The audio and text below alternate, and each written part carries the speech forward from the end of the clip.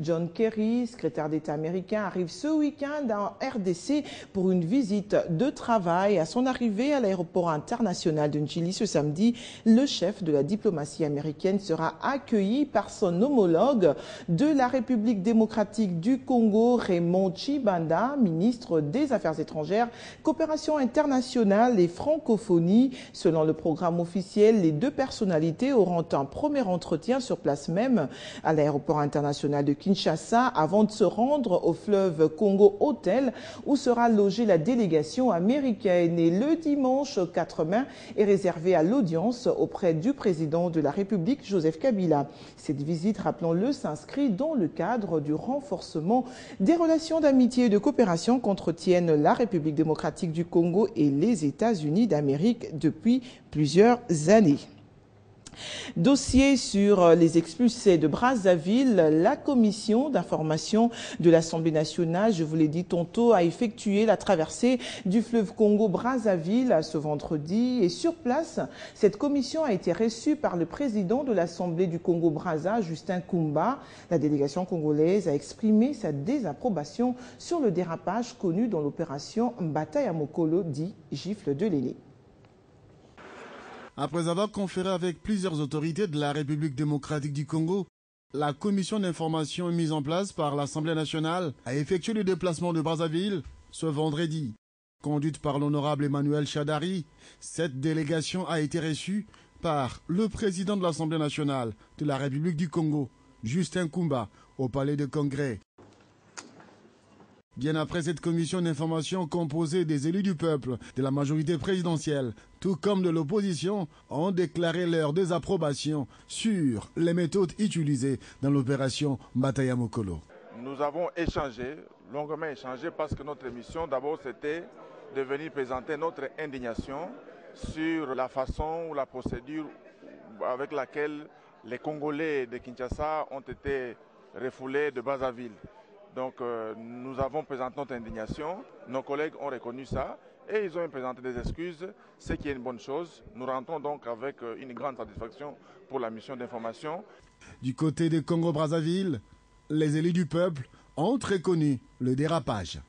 Et nous avons remercié nos collègues d'en face d'avoir fait le déplacement de Brazzaville pour mettre en lumière tous les phénomènes qui entourent cette opération qui fait couler tant d'encre. Et nous avons dit à nos collègues qu'effectivement qu'il y a eu des dérapages, que nous avons nous-mêmes condamnés avant qu'ils nous le disent, et qu'une session parlementaire et une interpellation du gouvernement a été faite déjà par le Parlement du Congo-Brazzaville, où le gouvernement a été interpellé sur les dérapages différents qui ont eu lieu sur ce processus. Avant de regagner Kinshasa, la capitale, la commission d'enquête parlementaire s'est rendue à l'ambassade de la République démocratique du Congo. Ici, les ressortissants congolais ont pris d'assaut le bureau de l'ambassadeur. Les chefs de la délégation, Emmanuel Shadari, a communiqué les raisons de leur présence. À cela s'ajoute les speeches de l'honorable José Makila Soumanda. Tous ces Congolais réclament soit la régularisation de leur situation ou le rapatriement. Après 6 heures de travail passées à Brazzaville, cette commission d'enquête parlementaire a regagné Kinshasa dans les après-midi. Et puis Télé 50, en partenariat avec les institutions du pays, lance une mobilisation générale pour voler au secours des Congolais refoulés de Brazzaville. Vous le savez, ils sont plusieurs dizaines de milliers arrivés à Kinshasa. L'action est dénommée un geste de cœur pour les refoulés de Brazzaville et consiste à apporter tout ce qui peut être utile pour ces compatriotes qui traversent des moments difficiles. Je vous propose de suivre ce spot qui vous rappellera tous les jours jusqu'à la fin de l'opération que votre geste de cœur sera bien d'une grande utilité. Regardez. Seul devant un sort tragique. Seul devant la surprise. Face à la détresse. Dans le dénuement. Ils ont besoin de vous. Ils ont besoin de nous. Faisons parler notre cœur. Posons un geste citoyen.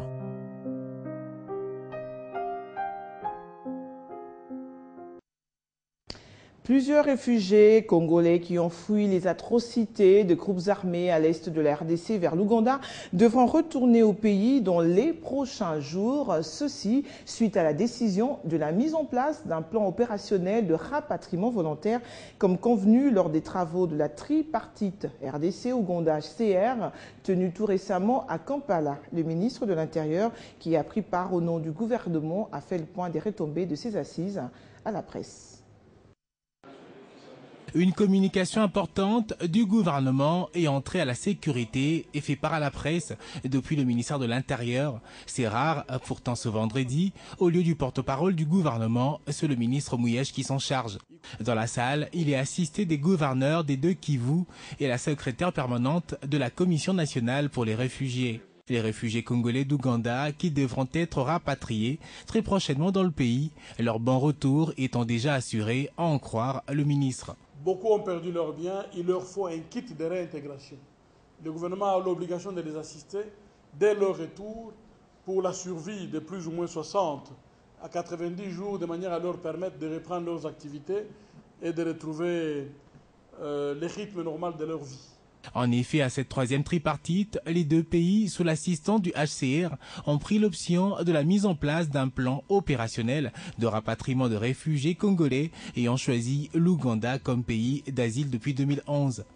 Une très bonne chose, sauf que l'opinion s'interroge sur le camp de ce rapatriement. Combien de temps faut-il pour ce retour? Il y a deux mouvements qui seront organisés, le mouvement de rapatriement spontané. Dès aujourd'hui, tout Congolais qui veut rentrer chez lui peut rentrer. À la différence de nos amis qui ont fait naufrage, cette fois-ci, ceux qui veulent rentrer, s'ils le signalent, leur retour sera encadré par le HCR. Pour d'autres, pour les retours organisés, il faut attendre. En tout, c'est plus de 172 000 Congolais qui ont fui les atrocités de groupes armés à l'est de la République démocratique du Congo vers l'Ouganda, qui devront retourner dans la dignité et le respect des dispositions internationales qui régissent les réfugiés. Et vous avez sans doute remarqué que le gouverneur du Nord Kivu, Julien Paluku, était dans la salle à cet échange avec la presse. Ainsi, au sortir, nos reporters ont saisi l'occasion pour lui tendre le micro. Il leur a fait le point sur la situation sécuritaire dans sa province. On l'écoute. Il n'y a pas un seul pays au monde qui peut dire qu'il maîtrise à 100% la situation sécuritaire. Mais au moins pour la province Nord Kivu, nous pouvons nous réjouir de dire que les menaces qui y reconstituées, des grands obstacles à la stabilisation, à la paix sont en train de disparaître. Vous connaissez qu'il y a quelques temps, on parlait du CNDP, on parlait du M23, on parlait des SDF Nalou, on parlait des groupes Maïma, plus de 23 groupes armés, on parlait des FDLR, mais à l'heure qu'il est, toutes ces menaces sont en train d'être détruites. Et c'est la raison pour laquelle je me dis, comparativement aux années antérieures, nous pouvons dire que 2014 offre aux enfants du Nord Kivu de meilleures perspectives par rapport à la stabilité et à la paix. Et c'est la raison pour laquelle maintenant, je peux, sans risque d'être contredit, dire ouvertement qu'on peut se promener au Nord Kivu, qu'on peut se mouvoir sur l'ensemble du territoire de la province Nord Kivu sans des risques. Dans le souci de maintenir la paix et la sécurité dans les zones libérées de l'Est de la RDC, les organisations de la société civile qui accompagnent la mise en œuvre de la réforme du secteur de sécurité et de justice sollicitent l'implantation d'une police territoriale. Ces dernières devra œuvrer suivant l'approche de la police de proximité. Cette initiative de la société civile avec l'appui de la mission EPOL RDC et le gouvernement congolais pour former une police proche, accessible et à l'écoute de la population. Malgré la fin de la guerre dans l'est de la RDC, la crainte du retour des rébellions et de la résurgence des conflits reste permanente. Mais la société civile, elle, est convaincue que la mise en œuvre d'une police de proximité contribuera considérablement à prévenir ce risque et à atténuer les conflits entre les différentes communautés locales.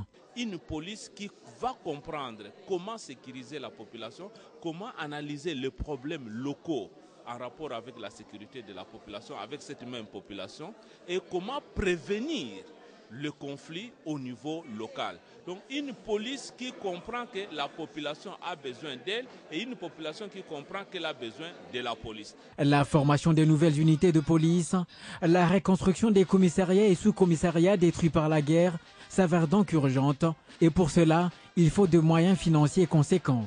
il se pose beaucoup de problèmes sécuritaires au-delà de ce qu'il y avait dans le temps. On pense qu'on pourrait faire œuvre utile en accordant une attention spéciale à ces zones dans le cadre du rétablissement de l'autorité de l'État.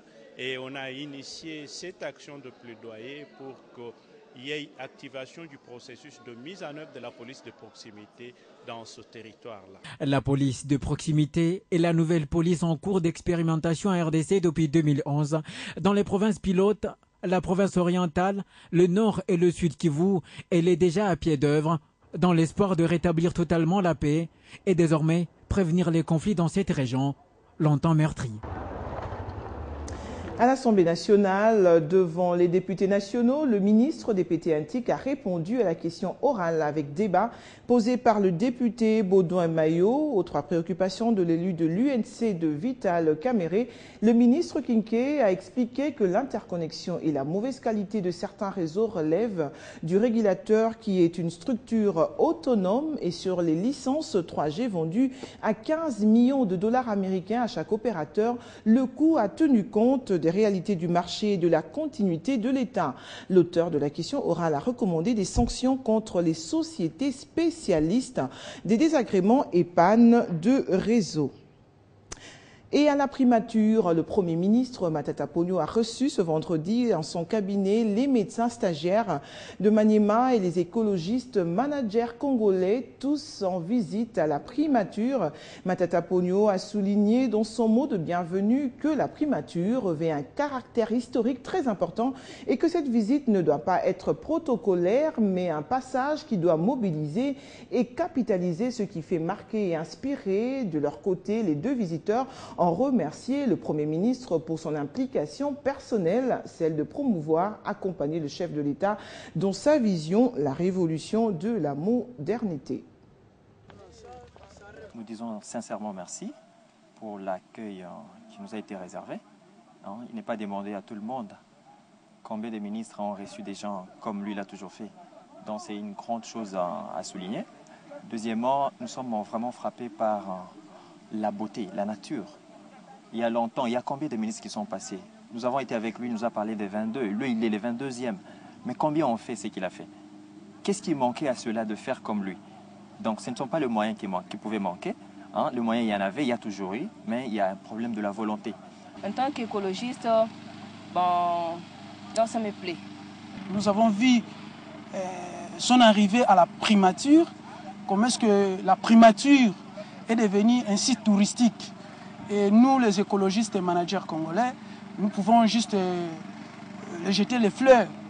Et ce que nous avons senti à lui aussi, c'est ce souci-là d'aller de l'avant. Et pour terminer ce journal, après la fête du travail, le moment est de se poser des questions sur notamment le respect des conditions de travail, combien sont ces entreprises qui en tiennent compte, est-ce d'application en République démocratique du Congo? Guy Chungu nous fait le point. Même la Bible reconnaît à tout le travailleur un salaire, mieux, de bonnes conditions de travail. À vrai dire, notre gouvernement doit suivre ça vraiment et doit s'impliquer. On ne sait ça même pas dans notre pays. Elles sont peu, ces entreprises qui en tiennent compte. La plupart se contentent du rendement des agents et non de leurs droits. Il y a beaucoup de gens qui font des années sans être engagés. Le respect du contrat de travail ne se met pas. Mais il existe aussi d'autres entreprises qui se démarquent. En voici un exemple.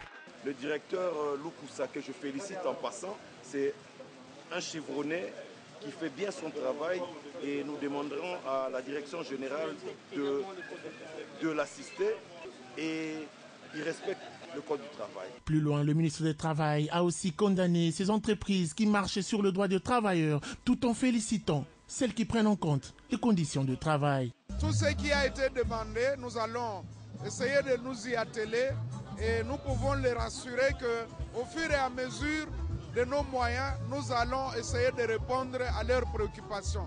Néanmoins, le 1er mai, fête du travail a été célébrée avec faste sur l'ensemble du territoire national.